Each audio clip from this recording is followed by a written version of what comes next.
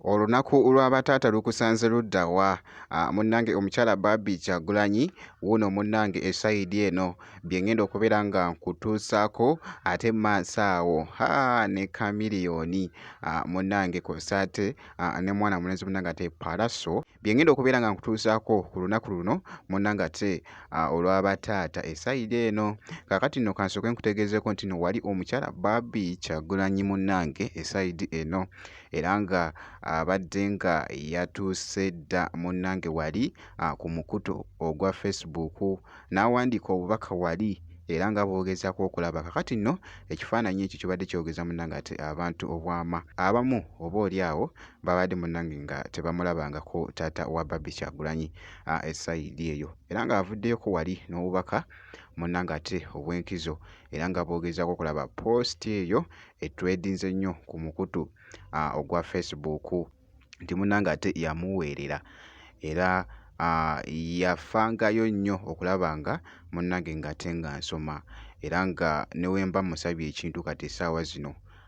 oba n'ebiseera ebiyise yakimpanga nakati ne bwe mba musabye ekintu munnange asobola okkimpa. Omukyala no Barbie Kyagulanyi era n'awandiika wali munnange n'agamba nti nno olunaku lwa Father's Day munnange ate olulungi taata wange n'ateekako n'amannya era nga bw'ogezaako okulaba munnange ku post eyo ebadde etwedinga bantu bangi abakomentinze era nga bw'ogezaako okulaba comment zibadde nnyingi nnyo era nga bw'ogezaako munnange ate okulaba omukyala oyo munnange ate Barbie Kyagulanyi ne taata we essayidi eyo ku bubaka obwo obwa Father's Day era ku sayidi y'emu n'ekifaananyi ekibadde kifuuse ensonga wali ku Facebook omukulu Chameleone wali mutabani we nga ssebo yamusitudde ku lunaku luno munnange ate olw'abataata essayidi eyo era nga ekifaananyi ekyo kibadde kikyagenda mu maaso munnange ate okutwedinga essayidi eyo era nga bw'okiraba awo nno Alpha yabadde munnange ate amusitudde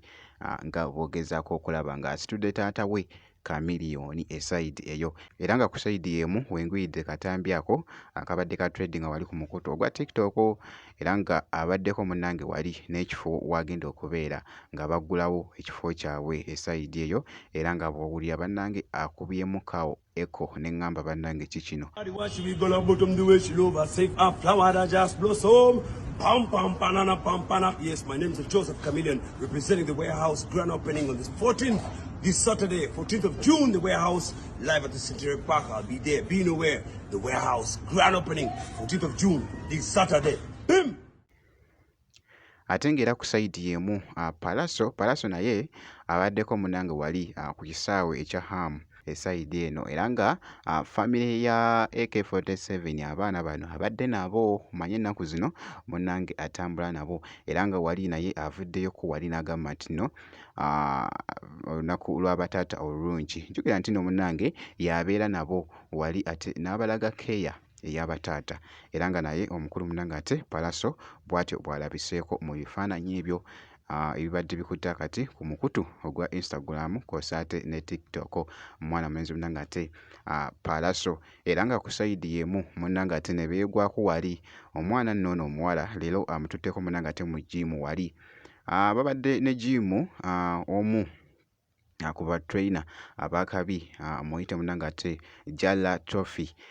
yabadde naye wali omwana ono muwala munnange ate owa AK47 muyite Nakato babadde just bagoyinga mukawo crazy nga bali munnange ate kumuyigiriza munnange ate wali okujiminga essayidi awo era nga bw'ogezaako okulaba akatambi ako